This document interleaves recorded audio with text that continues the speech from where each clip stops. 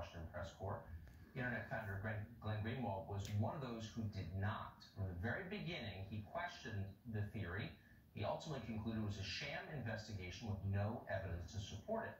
For that, he was roundly attacked. By the way, we should say that Glenn Greenwald was, when last we checked, a liberal, probably wouldn't vote for Trump at gunpoint.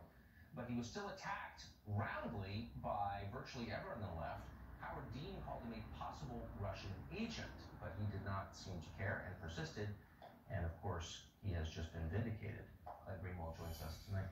So I think before it slips from collective memory, we should just restate once again that you, a liberal, were denounced as a Russian agent by other liberals. What was that like? It was exactly what you would expect it to be. And I mean, it wasn't just Howard Dean. It was continuously on MSNBC, which, let me just say, should have their top host on prime time go before the cameras and hang their head in shame and apologize for lying to people for 3 straight years, exploiting their fears to great profit. These are people who are on the verge of losing their jobs. That whole network was about to collapse. This whole scam saved them. And not only did they constantly feed people for 3 straight years total disinformation, they did it on purpose, Tucker. And the proof of that is that, unlike you, who has been criticized in a lot of different ways by the left, some of which I agree with and we've talked about before, the first time I ever watched your show, you had on Adam Schiff, the leading Democrat, to talk about, on your set for 12 straight minutes, collusion so that your audience could hear the other side of the story. MSNBC did the exact opposite. There was a whole slew, not just me, of left-wing journalists with very high journalistic credentials, far more than anyone on that network, like Matt Taibbi and Jeremy Scale and many others, including myself, who were banned from the network because they wanted their audience not to know that anybody was questioning or expressing skepticism about the lies and the scam they were selling because it was so profitable. They did it on purpose. It was a total fraud that they perpetrated on their audience, and to the extent that they talked about this at all, it was to call us agents of the Russian government, to defame us as traitors, and to lie about us continuously to their audience. And there's still no accountability. They still won't put us on their airwaves. They still won't apologize. And they're still lying to their audience. They don't want their audience to know what they did to them for 3 straight years on purpose. It's unbelievable when you put it that way.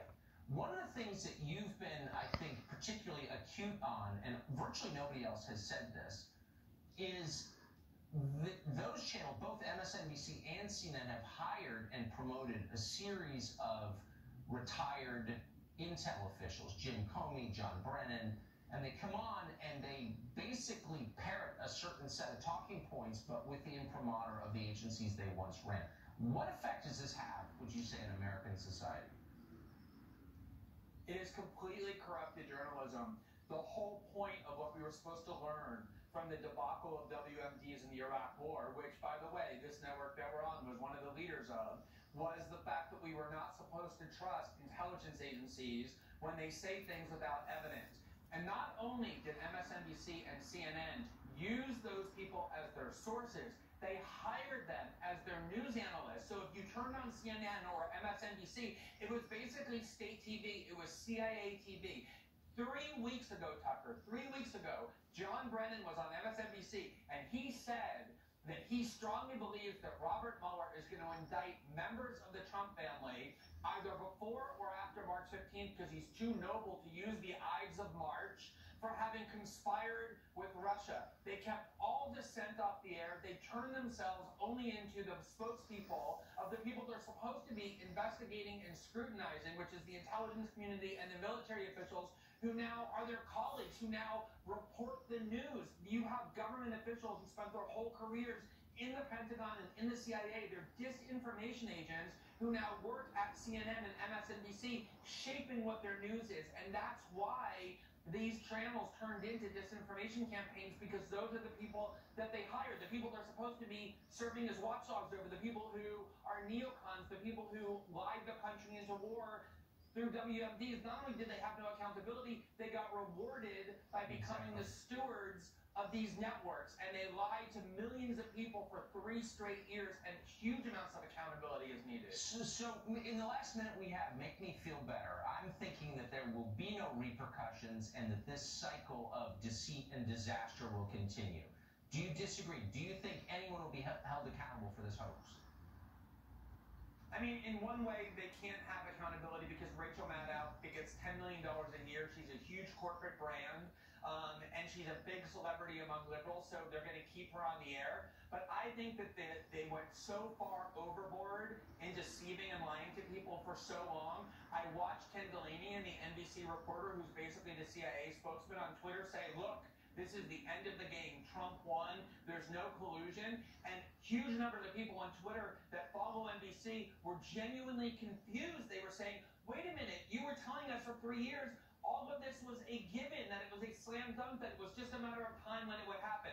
I think they completely lost credibility and faith, even among their own followers who are now confused and disoriented, and they deserve all the scorn and all the loss of faith and credibility that they're going to get. They're the reason why people don't trust journalism. Exactly.